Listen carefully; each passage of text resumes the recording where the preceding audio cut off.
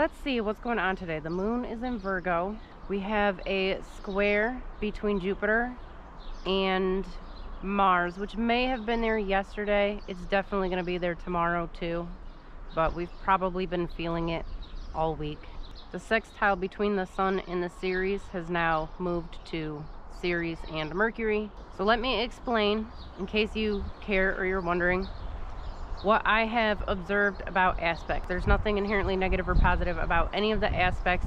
Most of the negative or positive associations that most people are familiar with are actually a medieval construct. It's based on numerology, and a lot of the medieval numerology in particular was based on a lot of European Christian superstition. And so we have to kind of factor that in when we are applying any aspects to astrology. Now, in my experience, alignments are just a different type of energetic tie-in. Obviously, conjunctions and oppositions, well, conjunctions are going to be the strongest, oppositions second to that. And every time you throw in another angle, it's going to become a little less meaningful and less intense. So after those two, you have your trines, then you have your squares, then your sextiles. And if I'm being totally honest with you, I don't really do anything with anything smaller than a sextile, just because the energies of the planets and the other aspects are so much more intense. They kind of, like, it's not even meaningful after a certain point. Some people just go all in. They break it down to the smallest possible level, an angle, and I just don't really think that's necessary. I mean, if you can't find something in the chart the way it is, if you can't find a meaning in that, it's probably not there to begin with. So I mean, but that's, you know, that's my experience, that's my personal preference. I have not found anything negative or blocking when it comes to oppositions. As a matter of fact, if you don't know, every single month the sun is opposite the moon, and that's what gives us the full moon, and that's the time of the most energy. And during the new moon, the moon is in front of the sun, not exactly unless we have an eclipse, but if anything, that conjunction could be considered to be blocking something out. It's not really, it's just a different type of alignment. Now, all that said, I have found a statistical correlation between squares and what seem like, on the surface, negative situations. However, I have found that these challenges that are brought up by squares are kind of like going to the gym. They, on the surface, are a little bit uncomfortable, and they force you to have to, well, get outside your comfort zone. But when you do that, when you face them, they immediately have positive results and benefits. The only time that you are going to have difficulty with a square is when you are not taking the hints, not taking your myriad of signs from the universe that you have to make a change, and you continue to run away from it, and it's just going to keep coming back to bite you later on. Of course, some people like challenges more than others. If you are ambitious or you like to work out and go to the actual gym, you're probably not going to run away from challenges as much as other people who loathe any type of pain or discomfort.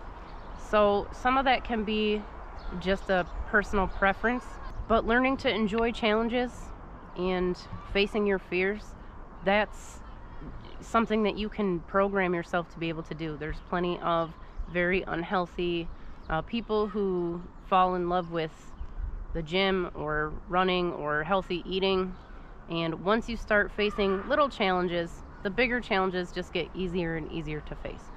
So without going on a gigantic tangent, in order to get to this place in my life, I have had to face some really terrifying challenges.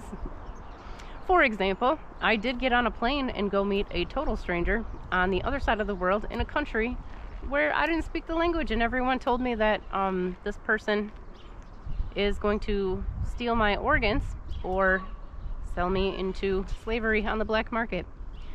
So, you know, some scary stuff. But I will tell you, the truth as I have come to understand it is that success lives on the other side of fear. Now, does that mean you're always going to be successful?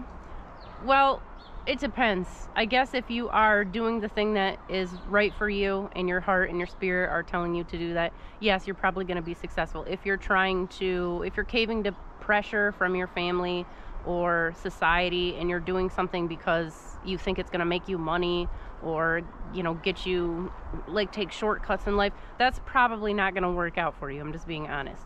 But otherwise, be excited when you see some squares in a chart, or when you are working with any type of square energy.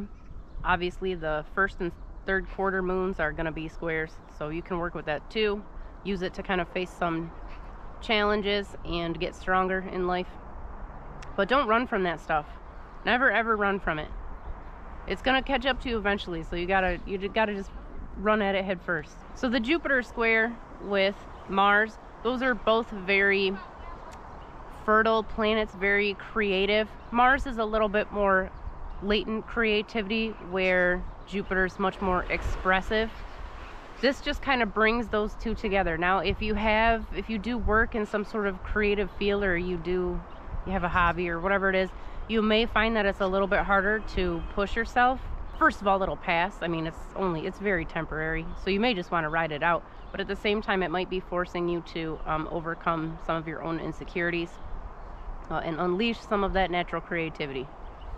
They're both very fun, adventurous planets. If you are traveling or going on any type of adventures, you may have some bumps in the road, some hiccups a little bit. Those two are there to serve you. Always remember that these things are here to serve you. So don't be afraid of those. Just try to learn the lesson that these roadblocks are teaching you.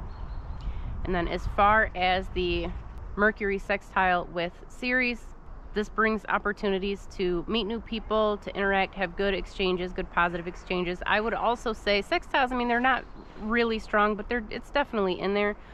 Pay attention to new people you're talking to, communicating with. There's probably some longer term opportunities in there for you too. So if you get an email from someone, I mean, just pay attention. Who are we talking to today? We definitely want to listen and pay attention and learn. That's what all that Mercury energy is doing for us. Of course, all these things are going to be heavily dependent on your chart. What's your Jupiter, Mars, Ceres, Mercury? What do they look like in your chart? Are you positioned for ambition and fear facing? Or do you kind of shy away from things? I mean, all that stuff's going to be evident elsewhere in the chart. Let me know how you feel today, yesterday, and even tomorrow. And see if you notice any of the square effects between Mars and Jupiter. All right, well, that's probably good for today. Let me know, and just have a fantastic day.